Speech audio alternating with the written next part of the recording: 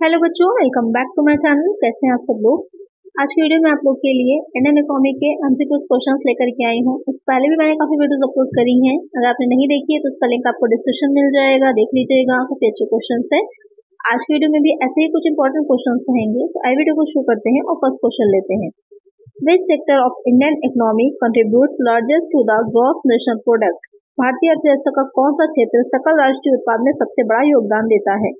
प्राथमिक क्षेत्र, माध्यमिक क्षेत्र, तृतीयक क्षेत्र या फिर सार्वजनिक क्षेत्र। Primary sector, secondary sector, territory sector, public sector. तो जब हम बात कर रहे हैं कि किसका कंट्रीब्यूशन ज्यादा है, किस सेक्टर का कंट्रीब्यूशन ज्यादा है, तो वो हो जाता है टेरिटरी सेक्टर यानी कि तृतीयक क्षेत्र। अब इस सेक्टर में आता क्या है, तो जो सर्विसेज प्रोवाइड कराई जा रही होती है वो इस सेक्टर में आती है। वो काफी बड़ा हिस्सा है हमारी इंडियन इकोनॉमी है उसमें कंट्रीब्यूट करने का। तो इसका आंसर हो जाएगा ऑप्शन सी। नेक्स्ट क्वेश्चन है, the most appropriate measure of countries economic growth is. देशों की आर्थिक वृद्धि का सबसे उपयुक्त मापक है सकल घरेलू उत्पाद, शुद्ध घरेलू उत्पाद, शुद्ध राष्ट्रीय उत्पाद, प्रति व्यक्ति वास्तविक आय, ग्रॉस डोमेस्टिक प्रोडक्ट जिसे शॉर्ट में जीडीपी बोलते हैं, net domestic product NDP, net national product NNP और पर कैपिटा रियल इनकम, प्रति व्यक्ति वास्तविक आय। तो यहाँ पर किसी भी कंट्री का जब हम ये देख रहे होते हैं कि इकोनॉमिक ग्रोथ किस तरह की है, तो इन चारों में से किसे ज्यादा ध्यान दिया जाता है, कौन ज्यादा हमें कंफर्म या क्लियरली बता सकता है कि उस कंट्री की इकोनॉमिक ग्रोथ अच्छी है या बुरी है, जो भी है। तो वहाँ पर हो जाता है पर कैपिटा इनकम यानी कि प्रति व्यक्ति वास्तविक आय जो होती है उससे सही मेजर किया जा सकता है किसी भी कंट्री की इकोनॉमिक ग्रोथ की। प्रति व्यक्ति अगर बढ़ रही है तो उस कंट्री में इकोनॉमिक ग्रोथ भी अच्छी हो रही है। नेक्स्ट क्वेश्चन है, occupational structure refers to the dash. व्यवसायिक संरचना से तात्पर्य है देश में रहने वाले श्रमिकों की संख्या, उद्योग में कामकाजी आबादी का आकार, विभिन्न व्यवसायों के बीच कामकाजी आबादी का वितरण, अर्थव्यवस्था में विभिन्न व्यवसायों की प्रकृति। क्वेश्चन में कह रहा है कि ऑक्यूपेशनल स्ट्रक्चर्स क्या बताता है हमें। Number of workers living in the country, size of the working population in the industry, distribution of working population among different occupation, nature of different occupation in the economy. तो जब ये व्यवसायिक संरचना की बात की जा रही है कि हमें क्या बताता है, तो व्यवसायिक संरचना हमें ये बताती है कि जो अलग अलग टाइप के बिजनेस हो रहे हैं उनमें जो लोग वर्किंग हैं, वर्किंग पॉपुलेशन है, वो किस तरह से वितरित है, डिस्ट्रीब्यूशन कैसा है। तो ऑक्यूपेशनल स्ट्रक्चर में ये चीज पता चलती है हमको कि जो वर्किंग पॉपुलेशन है उसका डिस्ट्रीब्यूशन अलग अलग मैन्युफैक्चरिंग सेक्टर में, अलग अलग बिजनेसेस में किस तरह से है। तो ठीक आंसर हो जाएगा ऑप्शन सी। नेक्स्ट क्वेश्चन है, main feature of the structural change in Indian economy during the plan period is dash. योजना अवधि के दौरान भारतीय अर्थव्यवस्था में संरचनात्मक परिवर्तन की मुख्य विशेषता है सकल घरेलू उत्पाद में सेवा क्षेत्र की हिस्सेदारी में पर्याप्त वृद्धि, सकल घरेलू उत्पाद में सबसे अधिक योगदान देने वाले क्षेत्र के रूप में औद्योगिक क्षेत्र का उदय, औद्योगिक क्षेत्र का सर्वाधिक रोजगार पैदा करने वाले क्षेत्र के रूप में उभरना, उपरोक्त में से कोई नहीं। क्वेश्चन कह रहा है कि जो प्लान पीरियड था इंडियन इकोनॉमी का, वहां पर कौन से ऐसे मेन फीचर्स हैं या कौन सी ऐसे स्ट्रक्चरल चेंजेस हुए हैं, आपसे को बताना है इसमें से। अगर कोई नहीं हुआ है तो none of the above answer हो जाएगा आपका। क्या है, substantial increase in share of service sector in GDP, emergence of the industrial sector as the highest contributing sector in GDP, emergence of the industrial sector as the highest employment generating sector, none of the above. कौन से हो जाएगा इसमें कि क्या structural change हुआ है mainly, तो हो जाएगा कि substantial increase in share of service sector in GDP. अभी मैंने बताया ही था कि जो जीडीपी है या जीएनपी है उसमें सबसे ज्यादा जो भागीदारी रही है वो सर्विस सेक्टर की रही है। तो यहाँ पर सर्विस सेक्टर जो है वो काफी जो है इंक्रीज हुआ है, वहां पर प्रोडक्शन भी और इनकम भी। तो एक आंसर हो जाएगा ऑप्शन ए। चलिए नेक्स्ट क्वेश्चन लेते हैं, Which one of the following is not the feature of Indian economy as an underdeveloped economy? निम्नलिखित में से कौन सी एक अविकसित अर्थव्यवस्था के रूप में भारतीय अर्थव्यवस्था की विशेषता नहीं है। आय और धन वितरण में असमानता, प्रति व्यक्ति आय बहुत अधिक है, बेरोजगारी और अल्प रोजगारी की समस्या, बचत और निवेश की कम दर, inequality in income and wealth distribution, very high per capita income, problem of unemployment and underemployment, low rate of savings and investment. यहाँ पर क्वेश्चन क्या कह रहा है कि एक अविकसित अर्थव्यवस्था के रूप में भारतीय अर्थव्यवस्था की, अब देखिए थोड़ा सा क्वेश्चन को घुमा कर अविकसित, क्योंकि भारत क्या है, हमारा इंडिया जो है वो एक विकासशील देश है, डेवलपमेंट कंट्री है, ना कि डेवलप्ड कंट्री है। तो क्यों डेवलप नहीं है, अविकसित है, क्यों विकसित नहीं हुई है, अविकसित है, उसका एक आपको विशेषता यहाँ पर पूछा है, नहीं है। थोड़ा सा क्वेश्चन पे ध्यान दीजिएगा। ये नहीं पूछा है कि भारत में अभी तक अविकसित क्यों है, इसका कारण बताइए, ये नहीं पूछा। ये पूछा है कि क्या कारण नहीं है इसमें, कि भारत अभी तक विकसित देशों की श्रेणी में नहीं आ पाया है, डेवलप्ड कंट्री नहीं बन पाया है, तो इसका क्या कारण नहीं है। क्या कारण नहीं होगा, आइए देख लेते हैं एक बार। पहला जो कह रहा है inequality in income and wealth distribution, ये तो रीजन बहुत बड़ा है कि हमारे यहाँ आय और धन का वितरण में असमानताएं समान नहीं है। जो कुछ व्यक्ति हैं, जो पूंजीपति हैं, उनके पास बहुत ज्यादा जो देश कैपिटल है वो है, और जो एक बहुत बड़ा वर्ग है जिसके पास स्टैम्प खाने तक की समस्या है, बहुत ज्यादा प्रॉब्लम में, तो ये तो कारण हो जाएगा। प्रति व्यक्ति आय बहुत अधिक है, अगर इनकम बहुत अधिक ही होती, पर कैपिटा इनकम अगर ज्यादा ही होती तो देश में गरीबी की स्थिति नहीं होती, तो ये बहुत बड़ा आपका विशेषता नहीं होगी। तो करेक्ट आंसर यही हो जाएगा हमारा ऑप्शन बी। सी वाला पॉइंट में देख लेते हैं, problem of unemployment and under employment. ये तो बहुत बड़ी समस्या है कि इस टाइम भारत में बेरोजगारी बहुत चरम सीमा पर है, अपने बहुत ज्यादा अनएम्प्लॉयमेंट है। Low rate of savings and investment, बचत और निवेश की कम दर, ये भी भारत की बहुत बड़ी विशेषता है कि हमारे यहाँ सेविंग्स भी कम होती हैं और इन्वेस्टमेंट भी कम है। तो यहाँ पर क्या है, प्रति व्यक्ति आय बहुत अधिक है, ये विशेषता नहीं है। करेक्ट आंसर हो जाएगा ऑप्शन बी। थोड़ा सा ट्रिक क्वेश्चन होते हैं, ध्यान में से समझा करिए। और इसको एक तरह से ये भी कह सकते हैं कि भारत की अर्थव्यवस्था क्या, जो हमारी इंडियन इकोनॉमी है उसकी क्या विशेषताएं हैं, उनको ध्यान में रख लीजिए। तो बाकी ये तीनों विशेषताएं हैं, कौन सी विशेषता नहीं है, ये वाली जो बी पॉइंट है, इसकी विशेषता हमारे भारत की नहीं, क्योंकि प्रति व्यक्ति आय काफी कम है। चलिए नेक्स्ट क्वेश्चन है, which one of the following is not included in secondary sector from the stand point of sources of national income. राष्ट्रीय आय के स्रोतों की दृष्टि से निम्नलिखित में से कौन सा द्वितीय क्षेत्र में शामिल नहीं है। Agriculture, industry, construction, water supply, क्या शामिल नहीं है। तो जो एग्रीकल्चर है, कृषि है, वो सेकेंडरी में नहीं आता है। सेकेंडरी में मोस्टली आपके मैन्युफैक्चरिंग आती है, यानी कि जो उत्पादन का काम होता है, निर्माण का कार्य होता है, वो शामिल किया जाता है सेकेंडरी सेक्टर में। फर्स्ट सेक्टर में क्या होता है कि जो नेचुरल रिसोर्सेज से चीजें मिल रही होती हैं वो आपके फर्स्ट सेक्टर में जाती हैं, और जो सेकंड सेक्टर होता है उसमें मैन्युफैक्चरिंग से आती है। थर्ड सेक्टर तो आपको पता ही है, सर्विसेज से हो गया, जो सेवाएं होती है उससे हो गया।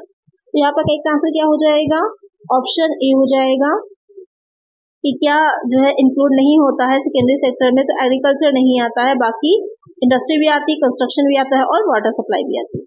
तो नेक्स्ट क्वेश्चन है, India had a plan holiday, Bharat में छुट्टी की योजना 1962 के चीन भारत युद्ध के बाद, 1966 के सूखे के बाद, 1971 में बांग्लादेश की मुक्ति के बाद, 1965 में भारत पाकिस्तान युद्ध के बाद।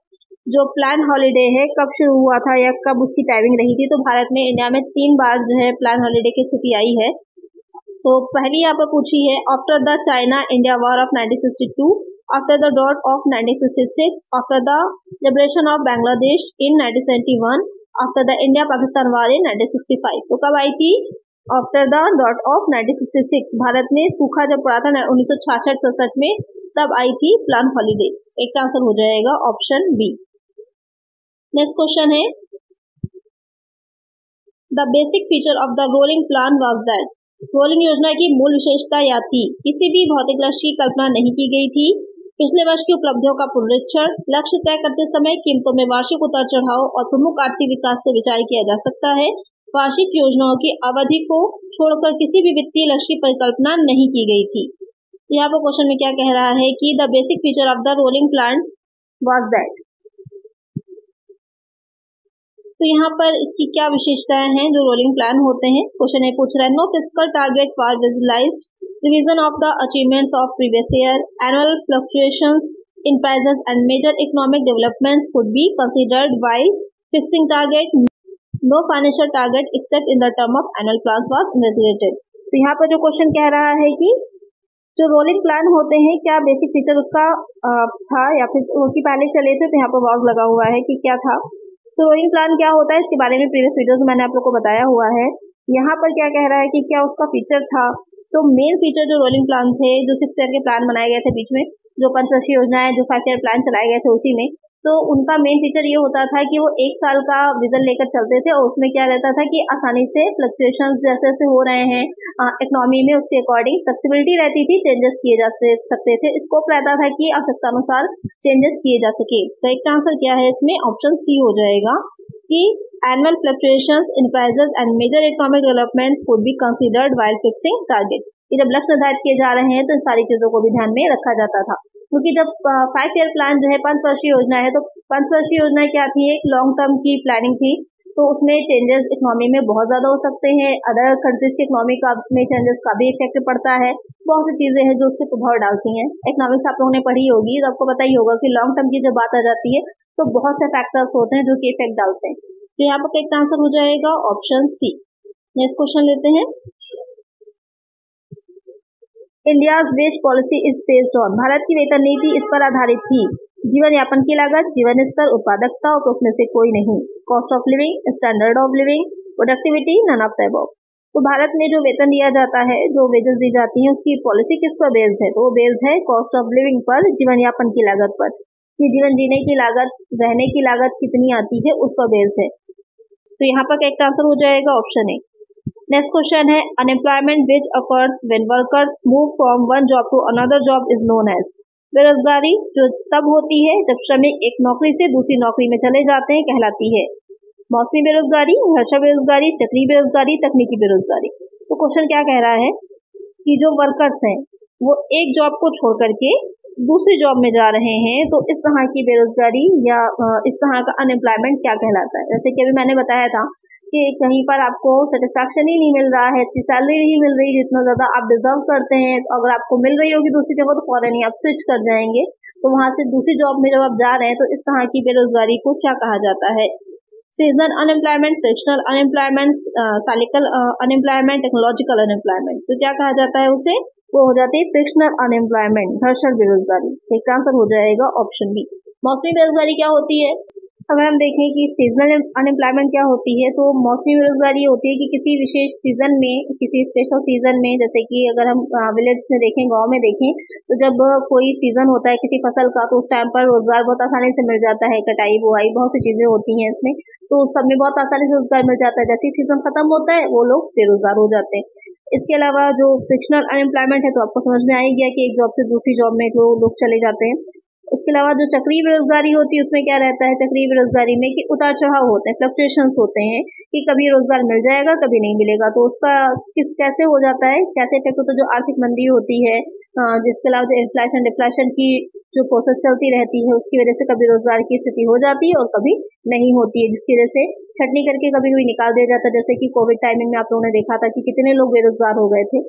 उसके बाद टेक्नोलॉजिकल जो होती है तो उसमें क्या रहता है, तकनीकी में कि नई नई टेक्नोलॉजी आ रही है, जो पहले से लोग होते हैं उनको अगर उसकी नॉलेज नहीं है तो वहाँ पर क्या है, कंपनीज उनको हटा करके नए लोगों को हायर कर लिया जाता है, तो वो हो जाती है टेक्नोलॉजिकल अनएम्प्लॉयमेंट। एक आंसर यहाँ पर है ऑप्शन बी। चलिए नेक्स्ट क्वेश्चन लेते हैं। The type of unemployment mostly found in India can be characterised as, Bharat में अधिकतर पाई जाने वाली बेरोजगारी के प्रकार को इस प्रकार दर्शाया जा सकता है, संरचनात्मक, घर्षणात्मक, चक्रीय, प्रच्छन्न। कि भारत में जो बेरोजगारी है उसमें वैसे तो सभी तरह की अनएम्प्लॉयमेंट इंडिया में पाई जाती है, लेकिन यहाँ पर सबसे ज्यादा किसे देखा जाता है, मोस्टली फाउंड है, तो वो क्या हो जाएगी, वो हो जाती है यहाँ पर प्रच्छन्न बेरोजगारी। अब ये प्रच्छन्न बेरोजगारी है क्या, क्योंकि भारत में स्पेशली ये चीज बहुत ज्यादा पाई जा रही है, बहुत ज्यादा देखने को मिल रही है प्रच्छन्न बेरोजगारी। तो प्रच्छन्न बेरोजगारी होती क्या है, जो प्रच्छन्न बेरोजगारी है उसमें मेनली ये रहता है कि जितने लोगों की आवश्यकता नहीं है उससे ज्यादा लोग उस काम में लगे हुए रहते हैं। इंडिया का ये बहुत बड़ी प्रॉब्लम है, क्योंकि यहाँ पर ह्यूमन रिसोर्स बहुत ज्यादा है लेकिन उसके लिए पर्याप्त मात्रा में रोजगार एम्प्लॉयमेंट नहीं अवेलेबल है। तो जहाँ पर जितनी लोगों की जरूरत नहीं उससे ज्यादा लोग उस काम को करने के लिए अवेलेबल है, इसलिए इंडिया में प्रच्छन्न बेरोजगारी बहुत ज्यादा है। एक आंसर हो जाएगा ऑप्शन डी। नेक्स्ट क्वेश्चन है unemployment is a developing country generally takes place due to, किसी विकासशील देश में रोजगारी आमतौर पर किसके कारण होती है, एक नौकरी से दूसरी नौकरी में स्विच करना, प्रभावी मांग की कमी, मौसमी कारक, उत्पादन के पूरक कारकों की कमी, switch over from one job to another, lack of effective demand, seasonal factor, lack of complementary factors of production. तो किसी भी डेवलपिंग कंट्री, यहाँ पर बात हो रही है कि विकासशील देश है, जहाँ पर जैसे कि इंडिया की हम बात करें तो डेवलप्ड कंट्री है, तो वहाँ पर डेवलप्ड कंट्री में एक आमतौर पर जो बेरोजगारी अनएम्प्लॉयमेंट होती है उसका क्या रीजन होता है या किस वजह से होती है, तो वो हो जाती है lack of complementary factors of production. कि हमारे देश में जो उत्पादन के साधन हैं, जो जहाँ से उत्पादन होता है तो उसमें पूरक साधन यानी कि वहाँ पर किस साधन को और ज्यादा हम यूज कर सकते हैं तो उत्पादन करने के नेचुरल सोर्सेज की बात करें तो उसमें हमारा इंडिया बहुत धनी है। भारत को प्राकृतिक संसाधनों की नेचुरल सोर्सेज से अगर उससे हम पर्सपेक्टिव से देखें तो बहुत ज्यादा धनी रिच माना जाता है। लेकिन यहाँ पर अगर हम बात करें उत्पादन के लिए, मैन्युफैक्चरिंग के लिए, तो वहाँ पर वो चीज कम होती है। बहुत से फैक्टर्स हो जाते हैं, यहाँ पर इन्वेस्टमेंट की कमी है, या फिर कह सकते हैं सही मैनेजमेंट की कमी है, या फिर कह सकते हैं गवर्नमेंट का सपोर्ट थोड़ा कम है। इसके अलावा और भी बहुत से रीजंस हो सकते हैं इस चीज के। तो एक आंसर यहाँ पर हो जाएगा ऑप्शन डी। नेक्स्ट क्वेश्चन है, साइक्लिकल अनएम्प्लॉयमेंट रिफर्स टू, चक्रीय बेरोजगारी से तात्पर्य है मौसमी बेरोजगारी, छिपी बेरोजगारी, स्वैच्छिक बेरोजगारी, व्यापार चक्र के मंदी के चरण के दौरान बेरोजगारी। सीजनल अनएम्प्लॉयमेंट, स्कस unemployment, voluntary unemployment, unemployment during recession phase of a trade cycle. तभी मैंने बताया ही था इसके बारे में आपको कि क्या होता है कि जो आर्थिक मंदी होती है, व्यापार चक्र होता है, ट्रेड साइकिल है, उसकी वजह से क्या रहेगा, जो बेरोजगारी होती है वो कहलाती है साइक्लिकल अनएम्प्लॉयमेंट। एक आंसर हो जाएगा ऑप्शन डी। फिर नेक्स्ट क्वेश्चन है, the food for work programme was renamed as, काम के बदले भोजन कार्यक्रम का नाम बदलकर रखा गया है। ग्रामीण भूमिहीन रोजगार गारंटी कार्यक्रम, RLEGP शॉर्ट में, इसको भी याद रखिएगा, फुल फॉर्म भी यहाँ पर ध्यान में रखिएगा, पूछ सकता है एग्जाम में आपसे इसकी फुल फॉर्म भी। राष्ट्रीय ग्रामीण रोजगार कार्यक्रम NREP, जवाहर रोजगार योजना JRY, एकीकृत ग्रामीण विकास कार्यक्रम IRDP, rural landless employment guarantee programme, national rural employment programme, Jawahar Rozgar Yojana, integrated rural development programme. तो यहाँ पर काम के बदले भोजन जो कार्यक्रम था वो कौन सी योजना थी, वो थी national rural employment programme NREP। एक आंसर हो जाएगा ऑप्शन बी।